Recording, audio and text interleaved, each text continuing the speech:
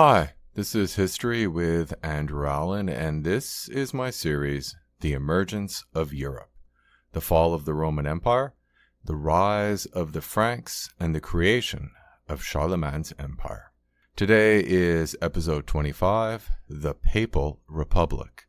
Before I forget, I include the names of the people I talk about and my sources in the description.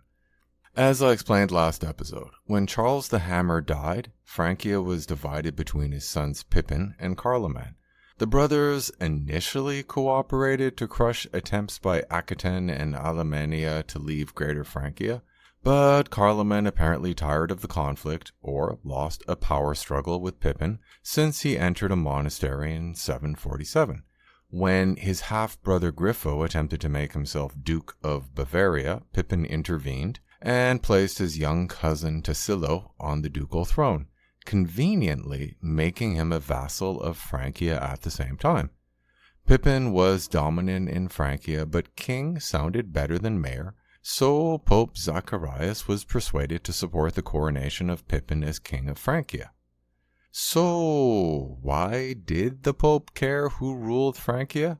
Well, he needed an ally since the Lombards had steadily strengthened their control over Italy.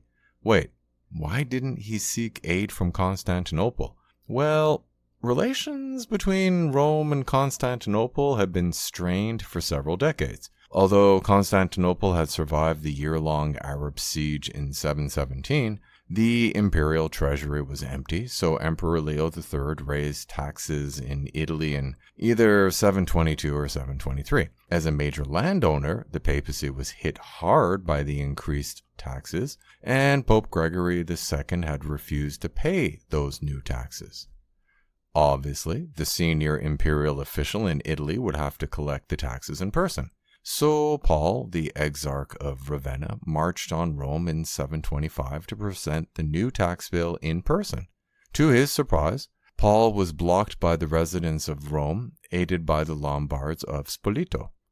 This was embarrassing, but the situation worsened 2 years later when Leo adopted a policy of iconoclasm, ending the use of icons, basically images, in religious worship. Pope Gregory refused to comply with this policy. As ever, religious disagreement was part of religion, but the emperor did not appreciate disagreement. In 727, the exarch prepared to march on Rome, but there was a revolt in Ravenna and the exarch died in the fighting. Most likely, the revolt was motivated by resentment against rule by a distant Constantinople. So, the papacy was safe. Well, it soon faced another threat. While his attempt to capture Ravenna a decade earlier had failed, Liutprand, king of the Lombards, had continued to expand his kingdom. Recognizing that Ravenna and Rome combined were too powerful to attack, he had turned his attention north, working with Charles the Hammer to attack Bavaria. However, a struggle between the exarch and the pope was a lovely opportunity, so Liutprand hit the exarchate hard. While there was little love lost between the Pope and the Empire at this point, the actions of the Lombard king were not welcome news for the Pope. If Rome was surrounded by the Lombards, then the Pope would basically become a Lombard bishop, respected and well treated, but a bishop, not a Pope. Determined to remain Pope, Gregory attempted to improve relations with the Emperor. Unfortunately, an exchange of letters between the Pope and the Emperor did not improve the situation, probably because neither the Pope nor the Emperor was willing to compromise on the key issues. Clearly, tensions were rising in Rome. Around the same time, the Duke of Rome, the senior military official in the city, was blinded when he was caught plotting with the Emperor against the Pope. Learning that a new exarch, Eutychius, had arrived in Italy, the Pope allied with the Dukes of Spoleto and Benevento around 728. While this alliance ensured the security of Rome, the exarch soon found an ally. Liutprand had been willing to leave the papacy alone until the Pope allied with his rivals, the Dukes of Spoleto and Benevento, against the new exarch. Liutprand responded by allying with the exarch, which seems bizarre since he had tried to capture the city a decade earlier. It is extremely unlikely that Liutprand cared about the exarch and his mission to restore imperial authority to Italy. In fact, he probably opposed it. But an alliance between Rome and the two duchies was more dangerous. After forcing Spoleto to submit, Liutprand then negotiated with Pope Gregory, who agreed to end his alliance with the two duchies. The exarch received nothing, so the alliance had clearly been an excuse to interfere in the other duchies. Unsurprisingly, since Eutychius had arrived without many men, he was unable to impose his authority outside of Ravenna. However, the emperor decided that he was tired of defiant popes, so Leo claimed the diocese of East Illyricum in 733. This massive region included the Balkans, Greece, Crete, Sicily, and southern Italy, and had been assigned to the western half of the Roman Empire when the empire was divided by Diocletian in 286. By this time, the region was controlled by the Eastern Roman Empire, basically the surviving empire, and Leo had decided that all of the bishops in that region would follow the authority of the Patriarch of Constantinople. Actually, there was more to the emperor's decision than a desire to spite the Pope, who was viewed as a troublesome patriarch by the emperor. Constantinople had lost control of most of its eastern territory to the new caliphate, so the emperor wanted to strengthen control of its remaining territory. Honestly, the various dioceses in Crete and Greece spoke Greek, not Latin, so the administrative transfer made sense in those regions. The argument was debatable in the Balkans, Sicily, and southern Italy, but it is doubtful that Leo cared. The administrative transfer naturally increased the growing cultural division between the empire and the kingdoms in what used to be the Western Roman Empire. More important, Pope Gregory and his successors resented the loss of authority over regions near Rome, especially southern Italy and the Balkans. If the empire had taken seriously the defense of Rome against the Lombards, then the popes might have merely grumbled about losing an administrative turf war. But Constantinople proved unable to defend Rome. Aside from the recent disagreements between the Pope and the Emperor over religious doctrine, the Pope had refused to acknowledge the authority of the Emperor, the authority of the Exarch, who was the Emperor's representative in Italy. As a result, it is not surprising that the Emperor decided to make an administrative readjustment that greatly reduced the amount of revenue given the Pope.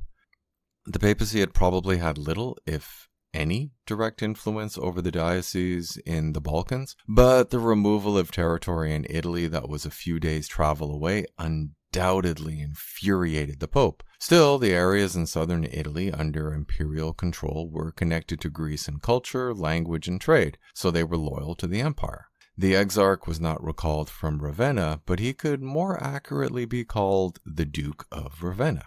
At the same time, Liutprand had seen an opportunity in factional infighting within Ravenna and expanded his territory towards Ravenna and Rome. Faced with the threat of Lombard occupation of Rome, Pope Gregory proved to be a skillful politician and performed a ceremony where he legitimized the rule of King Liutprand.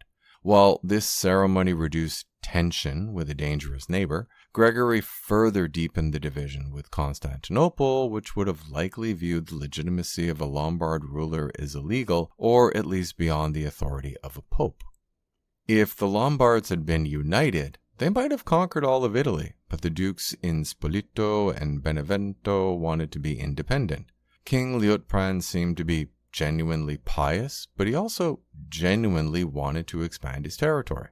In 739, Liutprand's nephew, Hildebrand, Duke of Benevento, allied with Duke Paredo of Vicenza to capture Ravenna, but Pope Gregory III persuaded Venice and Grado to help free Ravenna. Again, the Pope wanted to prevent either the Empire or the Lombards from becoming dominant in Italy. Since Liutprand was not involved, the attack on Ravenna may have been done without his permission.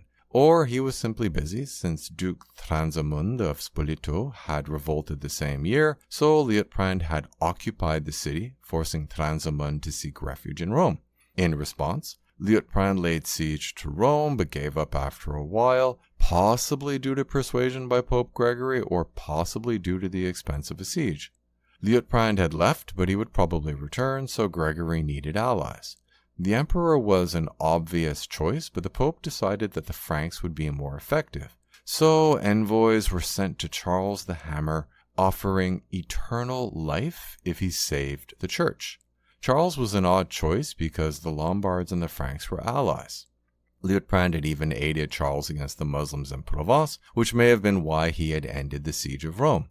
So Gregory should not have been surprised that Charles had failed to respond to his letters. Several years later, Gregory's situation was desperate, so he sent another letter to Charles, this time including gifts of precious religious artifacts. Charles replied with his own gifts, but remained non-committal. Gregory's second letter is interesting because he basically proposed to formally leave the empire and submit to the protection of the Frankish kingdom.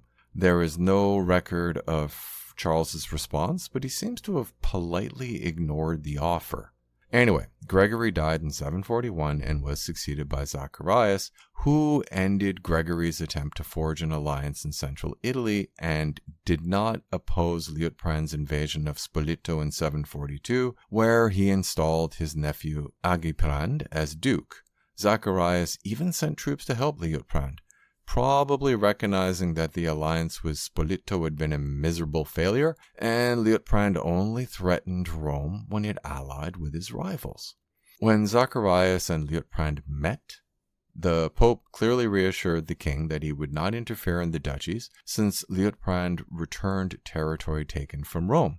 Around the same time, the Duchy of Rome was now referred to as a republic, admittedly a strange version of a republic since there were no elections. Instead, it was headed by St. Peter, but everyone would deal with his representative, the Pope. Most important, Zacharias negotiated treaties as Pope without any reference to the authority of the exarch or the emperor. What did Liutprand receive? A formal end to the alliance with the duchies of Benevento and Spoleto, and a free hand with Ravenna. Except the Pope decided once again that the Lombard king would be too powerful if he captured Ravenna, so Zacharias traveled to Ravenna and was met by Eutychius, the exarch, outside the city walls. Again, it is interesting that the residents of Ravenna, including the exarch, had turned to the Pope, not the emperor. Or, more accurately, they did not expect the emperor to help them. While the Pope had some troops from Rome, he was no match for the Lombard army. Liutprand clearly did not want a war with the Pope, possibly because he was getting old. While he would undoubtedly have liked to gain control of the prosperous port of Ravenna, Liutprand primarily wanted to carve a road through the territory through Ravenna and Rome in order to impose his will on Spoleto and Benevento. However, he was unwilling to fight Ravenna and oppose the Pope, so he accepted the freedom of Ravenna. By this time, the exarch had no real authority in Italy, and probably very little authority even in Ravenna, since he was basically a foreigner with no personal network in Italy. His authority had come from his position as representative of the emperor, but the emperor no longer seemed to care about Italy. To be fair, Constantine V, the son of Leo III, probably had nothing against Italy and may have even had some nostalgic feelings towards the original home of the Roman Empire, but he was preoccupied with repeated Arab campaigns against Constantinople and an increasingly serious threat from the Bulgars in the west. Liutprand died in March 744. Later that year, his official heir Hildeprand was deposed and replaced by Ratchis. Given his patronage of the church, he likely had the support of the pro-Roman faction, but more important, he ended Liutprand's policy of direct control over Spoleto and Benevento. Regardless, Ratchis only ruled until 749 when he met with Zacharias and resigned the throne, becoming a monk. Honestly, there is little concrete information, but he does not seem to have wanted to be king, or at least wanted to fight to be king, so he preferred the peaceful life of a monk. While this is a touching story of the discovery of faith, it appears to have been the result of pressure from his aggressive half-brother Aistulf, Duke of Friuli, so a monastery may have been the safer option. Anyway, Aistulf proved to be a more aggressive individual. Very aggressive, since he gained formal control of Spoleto in 751. When Duke Gesuph of Benevento died later that year, Gesuph's wife was regent for her young son, but she formally acknowledged Aistulf as king. The submission of both duchies meant that Aistulf could focus on Ravenna. In theory, the Exarch of Ravenna could request reinforcements from Constantinople, but the emperor was busy trying to survive. Apparently, the population of Ravenna did not care who their overlord was as long as they were left alone, so Estulf entered the city unopposed in July 751, and the Exarch fled to Naples. Wow. The empire had lost Ravenna, which had been the actual capital of the Western Roman Empire for how long? A century? More? Surely this humiliation would spur the emperor to action. And it did, but he did nothing about Ravenna. Honestly, there was nothing to do. An army would have been needed to retake the city, and he did not have a spare army sitting around. Instead, he tightened up control of imperial territories in southern Italy and Sicily. To be specific, the emperor needed to replace the revenue from Ravenna, so he ordered a change in ownership of papal lands in the region. Numerous estates in the region were papal patrimonies because they had been given to the church centuries ago. Well, if the Pope would not acknowledge the authority of the empire, then he did not need the revenues from those lands, so they became imperial lands, and their revenues were sent to the imperial treasury. Admittedly, it is unknown exactly when the administrative transfer took place, but it would have made sense to do it then. When Stephen succeeded Zacharias as Pope on March 26, 752, he was well aware that Rome was next on King Aistulf's to-do list. To be fair, the Lombards were not an existential threat since they were Christians. In fact, Lombard kings often endowed churches and monasteries, and Aistulf did not interfere with the church in Ravenna. The archbishop even became a leading figure in the administration of the city following the departure of the Exarch. Actually, I need to stress that the Lombard kings had treated the Pope carefully. They had only besieged Rome when the Pope backed their rivals. There was no danger that Aistulf would sack the city or physically harm the Pope, just return him to his original status as Bishop of Rome. More importantly, the papacy would likely lose all of its last remaining lands. Despite disagreements between their respective predecessors, the Pope and the Emperor did exchange letters about the Lombard threat. However, there were two problems. First, it was unclear if Emperor Constantine could actually send a large enough army to regain control of Ravenna. If he could, then the second problem appeared. If the empire drove the Lombards out of Ravenna, then the emperor would naturally attempt to make Rome subservient to the Exarch. Basically, imperial aid would have a price: the end of papal independence. By 753, the Pope had accepted that there was only one solution. Unwilling to lose his revenue and become an ordinary bishop, Stephen began negotiations with the only other power in the neighborhood, Pippin. To sum up, tensions had deteriorated between the Pope and the Emperor. Ravenna remained under imperial control, but the Exarch was unable to impose his authority outside of Ravenna. Tired of defiant popes, Emperor Leo claimed the diocese of East Illyricum in 733. This massive region included the Balkans, Greece, Crete, Sicily, and southern Italy, and had been assigned to the western half of the Roman Empire when the empire was divided by Diocletian in 286. The administrative division made sense since these regions largely spoke Greek and were linked economically to Constantinople. However, Pope Gregory and his successors resented the loss of authority over regions near Rome, especially southern Italy and the Balkans. Since Rome and Ravenna no longer supported each other, Liutprand, king of the Lombards, saw an opportunity to expand his influence in southern Italy. Liutprand proved unwilling to actually attack Rome, but it had become clear that Constantinople was unable to protect Rome against the Lombards. Increasingly vulnerable, the papacy worked hard to build a relationship with the Franks to counterbalance the threat of the Lombards. I will discuss that growing relationship next episode. Thanks for listening. If you like the episode and want to support me, I include a link to my Patreon in the description, or you can buy me a coffee.